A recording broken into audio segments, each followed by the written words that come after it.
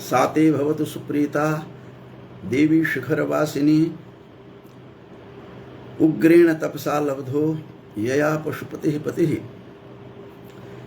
आज फिर से मैं मिथिला की जो शिक्षण पद्धति रही है, हंसते हुए, बात करते हुए, खेलते हुए किस प्रकार से गूढ़ ज्ञान प्राप्त करवा दिया जाता था, तो ऐसे जो संस्कृतज्ञ मिथिला में थे उनकी विलक्षण और अनुपम पद्धति रही है।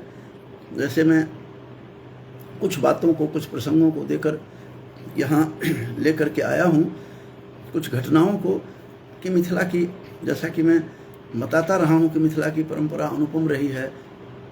विशेष करके जब वहाँ बारात कोई जाते हैं मिथिला में, तो वर पक्ष के जितने भी लोग होते हैं तो कन्या पक्ष वाले उन्हें नाना प्रकार के, नाना शास्त्रों के प्रश्न करते हैं और तत्त विषय के जो बारात में जाते हैं उन विषयों को उत्तर देते हैं। हास परिहास भी होता है और उस हास परिहास के माध्यम से बहुत कुछ ज्ञानार्जन होता है। ऐसे ही एक घटना हमारे गांव के पंडित महेश झा की घटना है, जो बहुत बड़े स्कॉलर थे, जिन्हें मैंने देखा है, उनसे हमारी बातचीत भी होती थी। काफ़ी बुजुर्ग थे और पंडित महेश झा व्याकरण के उद्भट विद्वान थे, साहित्य के भी मर्मज्ञ थे, व्याकरण साहित्याचार्य थे। घंटा शतक के नाम से भी वे जाने जाते थे। एक घंटा में 100 श्लोकों की रचना सहजता से, सरलता से वो कर देते थे। तो ऐसे विद्वान एक बार बारात में चले जाते हैं किसी गांव में मिथिला के, और एक और वहाँ पर अनुपम अनोखी प्रथा है कि बहुत बड़े बर्तन, परात जिसे कहते हैं मिथिला में, उसमें रख कर पैर धुलाया जाता है। पैर रख करके जो बारात जाते हैं उन यात्रियों को, और पैर धोने के बाद ही वे आसन ग्रहण करते हैं। इस प्रकार की प्रथा है। उसी प्रसंग में पानी लेकर जब जल से पैर धोने की बारी आई, तो जिस गांव में पंडित महेश झा, हमारे गांव, जैसा कि मैं बार बार कहता रहा हूं कि जिस गांव में मेरा जन्म हुआ वह सीता की जन्मस्थली सीतामढ़ी के नाम से जो विख्यात है, सीतामढ़ी से बिगड़ा हुआ रूप सीतामढ़ी बन गया। ऐसे वहाँ जहाँ जानकी जी का प्राकट्य स्थल है, प्राकट्य स्थली है, जो उससे 32 किलोमीटर पूर्व हमारा गांव है। और उस गांव के पंडित महेश झा जब बारात जाते हैं, पैर धोने की बारी आई, तो किसी विद्वान ने पूछ लिया कि जो यक्ष प्रश्न में था कि ये चतुरः प्रश्नान एतान में चतुरः प्रश्नान कथयित्वा जलम स्पृश, मेरे इन चारों प्रश्नों का जवाब देकर जल स्पर्श करें। तो एकदम से जरण वैयाकरण, जो हमारे गांव भीठा मोर, जो भीठा के नाम से है और श्रीखंडी भीठा रजिस्टर्ड में नाम है, ऐसे उस प्रचलित और विद्वानों के से विभूषित वह गांव है, विद्वानों से व्याप्त वह गांव है।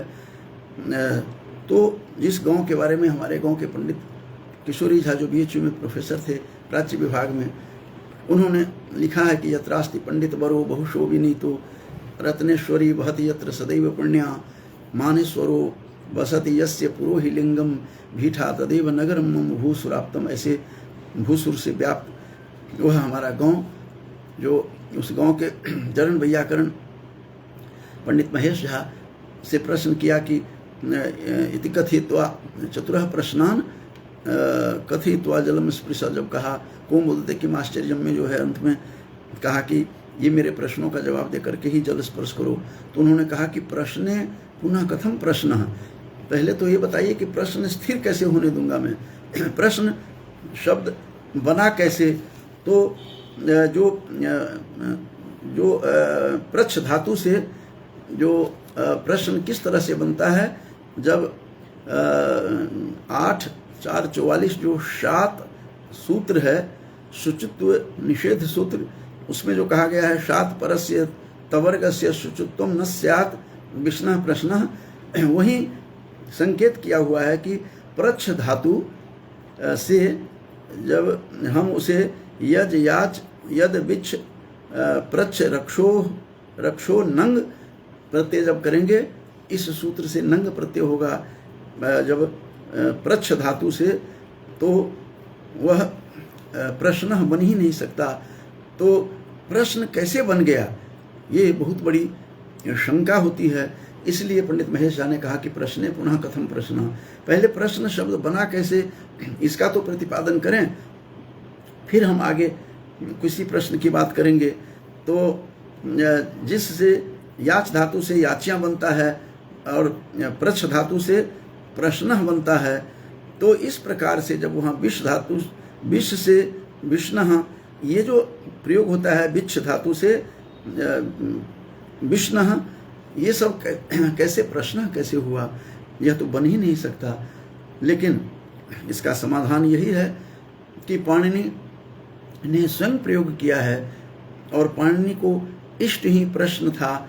अन्य शब्द जो इससे बनता है प्रश्न आदि, वह शब्द इष्ट नहीं था, इसलिए वहाँ प्रश्ने चासन्न काले जो पाणिनि का जो सूत्र है, उस सूत्र के माध्यम से इसे सिद्ध करते हैं कि नहीं, उनका इष्ट ही यही था। तो प्रश्न ही शब्द बनेगा प्रच्छ धातु से, जब प्रत्यय लगाएंगे नंग, तो यज याच यद विच्छ प्रच्छ रक्षोह नंग से प्रश्न ही इष्ट था पाणिनि को, इसका समाधान है।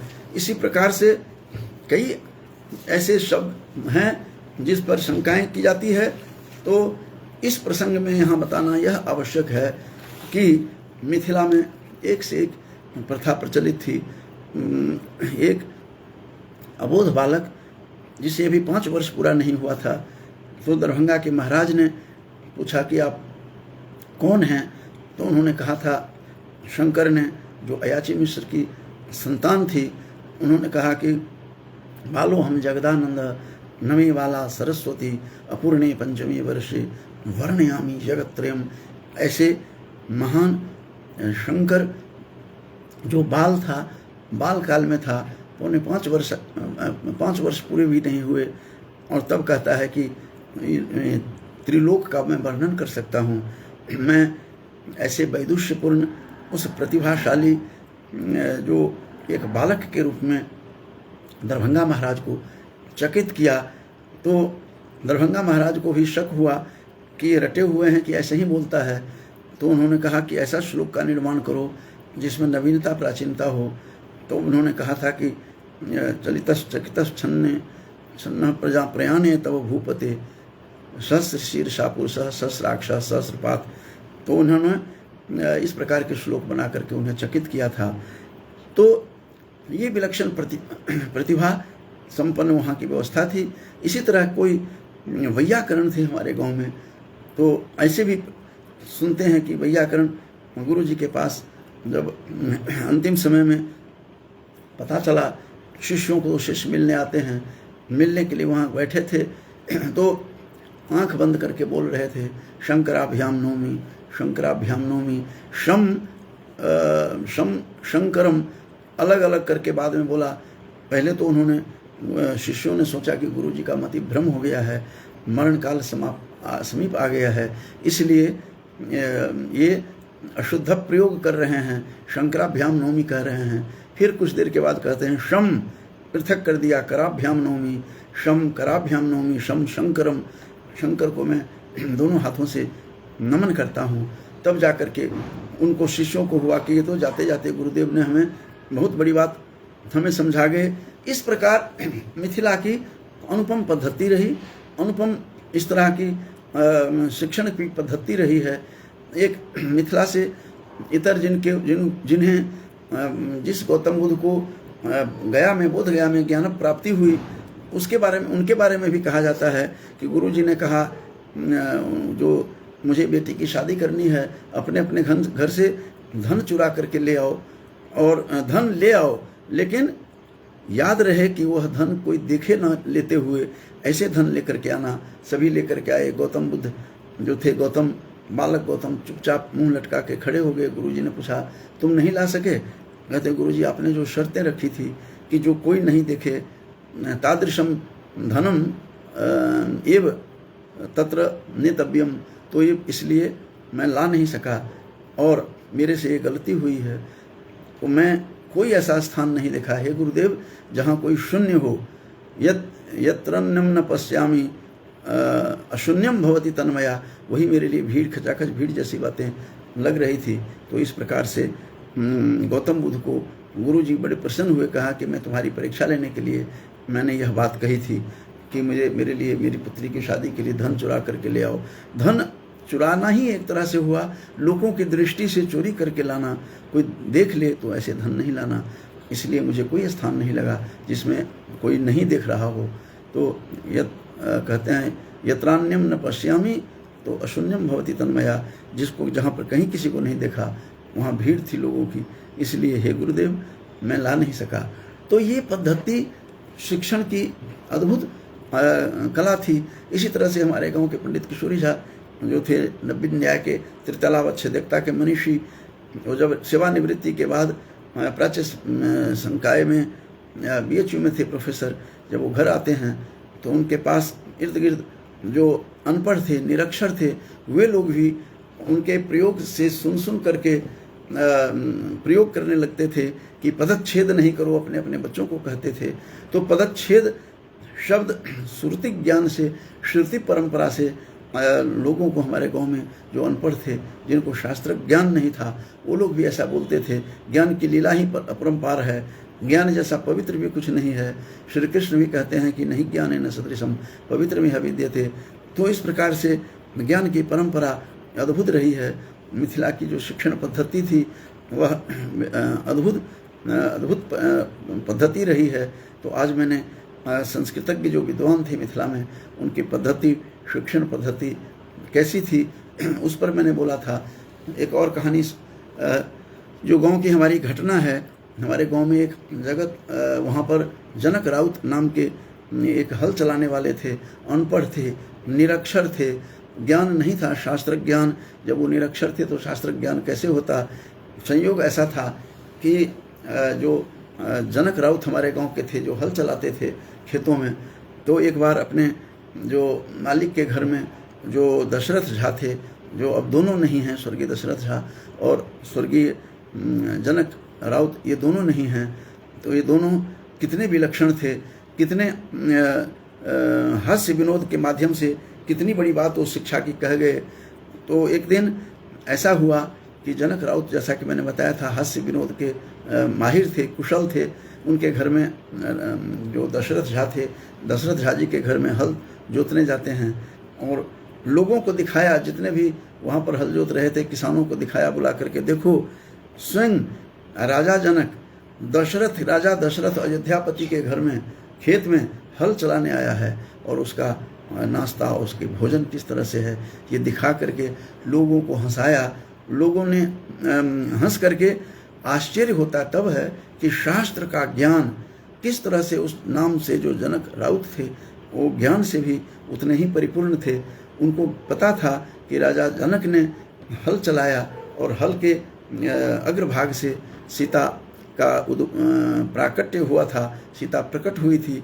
यह कथा प्रथा उन्हें ज्ञात था। चूँकि विद्वानों का गांव था, विद्वानों के बीच में रहते थे, सुनते थे, श्रुति ज्ञान था, तो इसीलिए उन्होंने व्यंग किया, बड़ा बुद्धिमत्ता पूर्ण और बौद्धिक उन्होंने हंसी मजाक किया कि एक राजा जनक स्वयं राजा दशरथ के घर में हल चला रहे हैं, उसकी भोजन की व्यवस्था ऐसी है।